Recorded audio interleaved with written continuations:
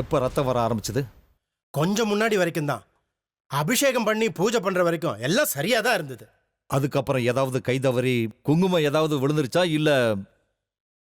எனக்கு தெரிஞ்ச வரைக்கும் எதுவும் ஆகலைங்க. எதுவும் ஆகலைன்னா இது எப்படி வந்தது?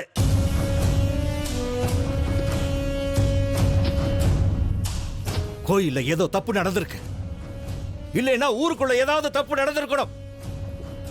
அதைத்தான் தாய் காட்டி கொடுக்கறான். மறைமுகமா அதை நமக்கு சொல்றான். பிரசாதத்தை விநியோகம் பண்ண வேண்டாம், பக்தர்கள் எல்லாரையும் வெளியே அனுப்புங்க, கோவில் வாசல சாத்துங்க, முக்கிய தோஷ பரிகாரம் பண்ண போறோம்னு சொல்லுங்க.